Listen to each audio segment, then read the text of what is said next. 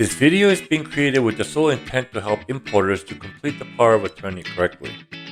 Because the POA can authorize the movement of conveyances and merchandise into the US, CBP sees it critical to carefully examine the correct completion of the POA.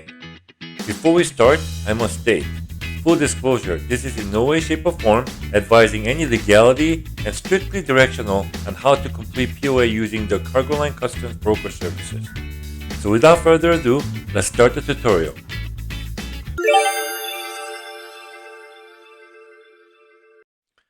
So what is a power of attorney? A power of attorney is a legal document giving one person the power to act for another person. So what do we need a power of attorney for? A power of attorney or POA is required almost any time someone transacts a customs business on behalf of a company or a person. A POA is a legal grant of authority from one person to another to act on their behalf. The grantor is referred to as the principal, which is the importer, and the grantee is referred to as the agent, which in this case is us. So in layman's terms, you as the importer are allowing us as the customs broker to file a shipment entry on your behalf. So let's now learn about how to complete a POA. If you are in the US, you will either input here your social security number or your company's unique EIN number. If your company is not based out of the United States and your company had never been a transactional party of the US customs entry, which basically means that you've never signed a POA, then you will leave this section blank. If your company is foreign, which is outside of the United States, and has in the past been a transactional party of the U.S. customs entry and was identified as the foreign importer of record, then you would put the A.N.I, which stands for assigned number for the importer that was assigned to your company from the CBP at that time. If you do not know where you can find this number, you would reference the 3461 and 7501 entry document where your company was the importer of record /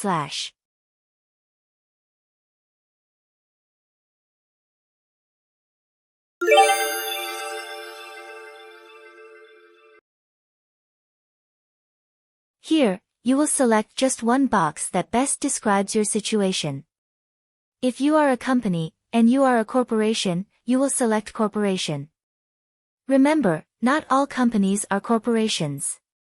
If you are an incorporated entity in the form of a partnership, then you will select here as a partnership. If you are an individual with a social security number, you would select the individual.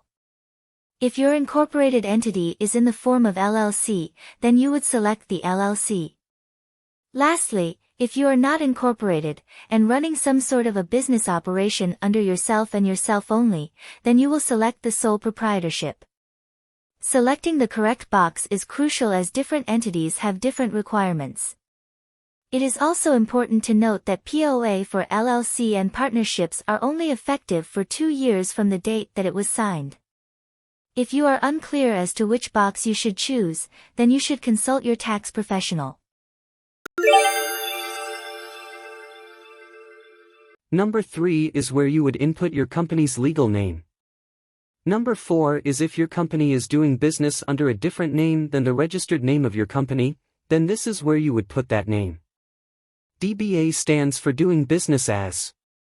Number 5 is the physical state of where your company is located, such as California or Illinois. Number 6 is where you put your company's physical address.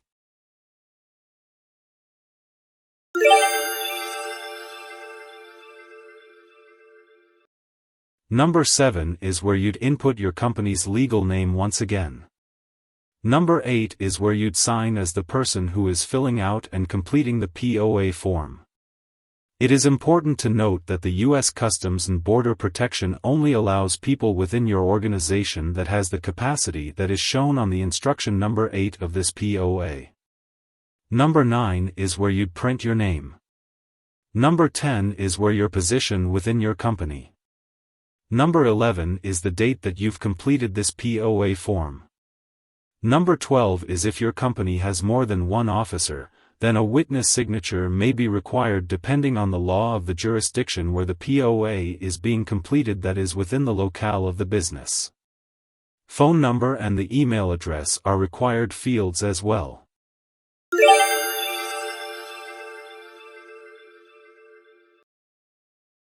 Only complete the corporate certification if your company is a corporation.